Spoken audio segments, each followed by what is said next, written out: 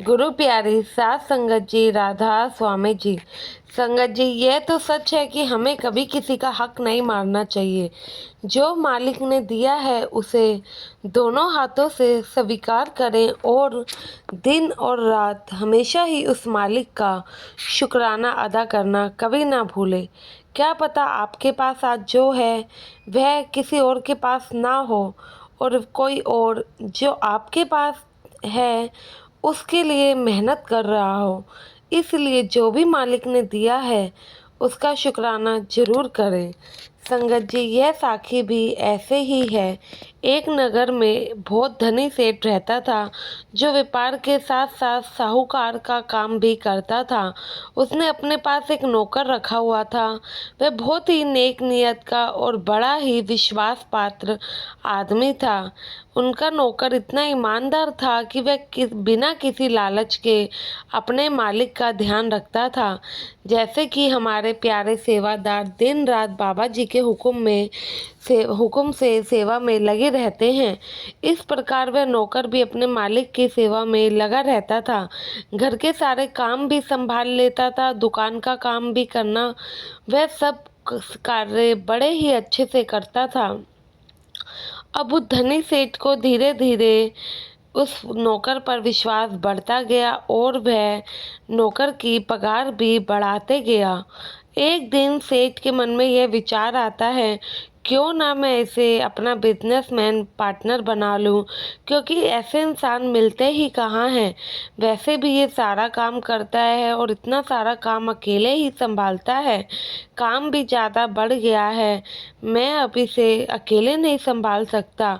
इसे पार्टनर बनाऊंगा तो काम और भी मन लगाकर करेगा। संगत जी, जब साहूकार ने उस नौकर को पार्टनर बना लिया, कागजात बनवाकर साइन करवा लिए और नौकर पार्टनर बन गया, तब तब भी वह नौकर बिना किसी लालच के मालिक की ही सेवा में लगे रहता था।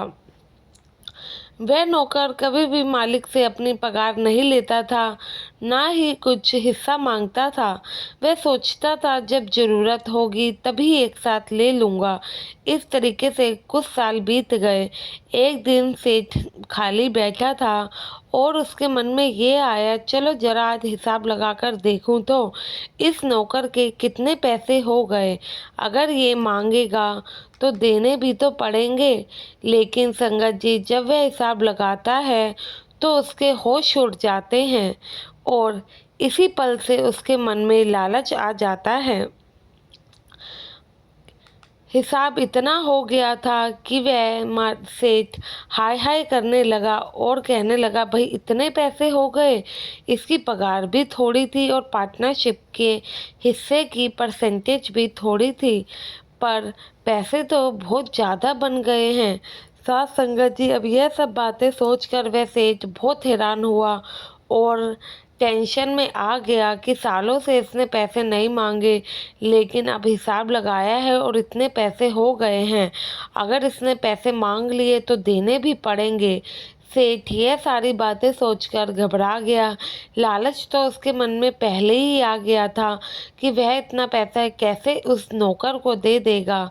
सेठ ने सोचा, इसका तो कुछ करना पड़ेगा। अगर थोड़ा बहुत पैसा होता तो कोई बात नहीं, पर यह तो बहुत ज़्यादा ही रकम है, मैं ऐसे कैसे इसे दे सकता हूँ। अचानक संगत जी, उस नौकर की तबीयत भी खराब हो जाती है। अब सेठ डॉक्टर को बुलवाता है तो डॉक्टर को रिश्वत दे देता है।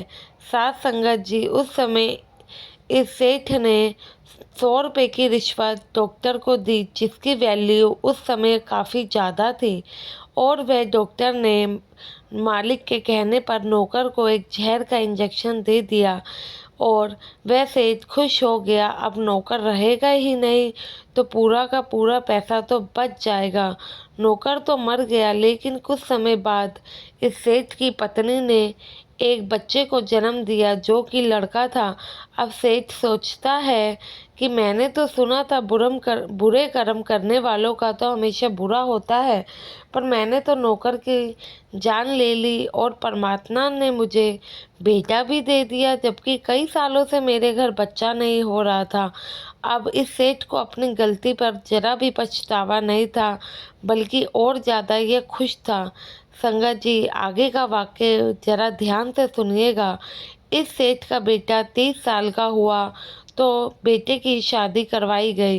पूरा परिवार खुश था। जब शादी करके बेटा बहू को घर लाया तो बेटे के सिर में बड़ी तेज दर्द हुआ, बस वहीं लेट गया। बहुत चिल्लाया, डॉक्टर बुलाए गए, बड़े बड़े डॉक्टर को दिखाया। कई घंटे हो गए पर दर्द ठीक होने का नाम नहीं ले रहा था। दिन बीतते गए, महीने बीतते गए, बहुत महंगे से महंगे इलाज करवाए। इतने इलाज करवाए गए कि सेठ का सारा पैसा ख़त्म हो गया और डॉक्टर ने भी ना बोल दिया कि भाई इसका कोई इलाज नहीं हो सकता। सेठ उदास होकर बैठा था। इतने में इतने में उस सेठ को अचानक से आवाज़ आती है कि मालिक पहचाना। अब सेठ हैरान होकर इधर उधर देखता है और कहता है, ये तो मेरे नौकर की आवाज़ है। पर वह आवाज़ उसके बेटे के अंदर से आ रही थी। सेठ बोला, बेटा तुम? तो वह लड़का बोला, मैं तुम्हारा बेटा नहीं हूँ, मैं वही नौकर हूँ जिसको तुमने कुछ सालों पहले मरवा दिया था। मैं तो अपना हिसाब पूरा करने आया था। मेरे तुम्हारे पास जितने पैसे रखे थे वह सब खर्च करवा दिए हैं। अब हमारे जाने का समय हो गया है। अब हमें विदा लेनी होगी। साथ संगत जी, फिर वह नौकर एक बात खोल कर बताता है। संगत जी, सेठ ने और डॉक्टर ने तो यह बुरे कर्म किए ही थे। नौकर ने भी एक बड़ी गलती करी थी, जिसे सुनकर आप सभी हैरान हो जाओगे। सबका चिट्टा खुलना शुरू हुआ तो नौकर बोला, मालिक आपने डॉक्टर को 100 रुपये देकर जहर वाला इंजेक्शन लगवा कर मुझे मरवा दिया। मैं उसी का हिसाब पूरा करने आया हूँ। यह सुनते ही सेठ जोर जोर से रोता है। उसे समझ आ गया कि यह सब मेरी ही करनी का हिसाब है, जिसे मैं जीवन के आखिरी पड़ाव में दे रहा हूँ। फिर वह लड़का बोला, यह तो कुछ नहीं, अभी तो उसका ब्याज भी देना पड़ेगा। सेठ बोला, वो कैसे? लड़का बोला, यह जो सारी जिंदगी तड़प तड़प के अपने बेटे की याद में सारा जीवन गुजारोगे और तुम इतने निर्धन हो चुके हो कि तुम्हें दूसरों के सहारे मोहताज होना पड़ेगा। सेठ चुपचाप नौकर की बातें सुन रहा था। तभी सेठ ने नौकर से पूछा, चलो मैंने तो बुरे कर्म किए ही थे, पर तेरी पत्नी का क्या कसूर है जिसे तू विधवा बनाकर जा रहा है? तभी नौकर कहता है कि सेठ जी, बुरे कर्मों को से कोई नहीं छूटता। जो जैसा फल करेगा उसे वैसा ही फल भोगना पड़ेगा। इसलिए कहते हैं कि कोई भी काम करो बहुत सोच विचार के करना चाहिए। सेठ जी, आप पूछते हैं कि इस लड़की का क्या दोष है, तो जरा ध्यान से सुनिए। तो नौकर थोड़ा सा मुस्कुराता है और कहता है, यह वही डॉक्टर है जिसने 100 रुपये में मुझे जहर का इंजेक्शन लगाया था। जितने भागीदार आप हैं मेरी जान लेने में, उतने भागीदार ये भी है। संगत जी, बाबा जी इस पूरी घटना को जब बताते हैं तो बाबा जी कहते हैं, संगत से सवाल भी करते हैं।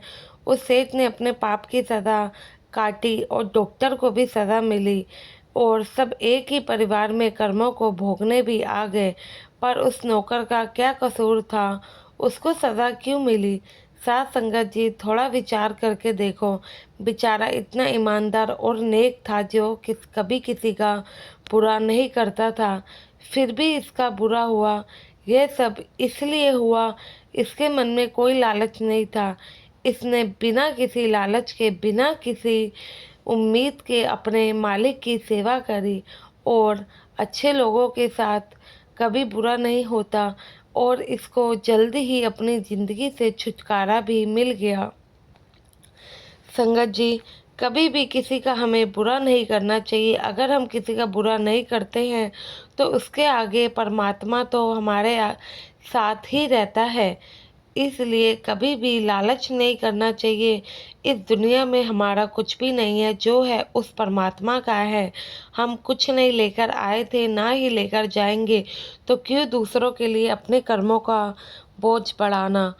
साथ संगत जी, आशा है आप भी इस साखी से आपको सीख मिली होगी और आप संगत के इस चैनल को सब्सक्राइब करना नहीं भूलेंगे और कमेंट में राधा स्वामी ज़रूर लिखिएगा।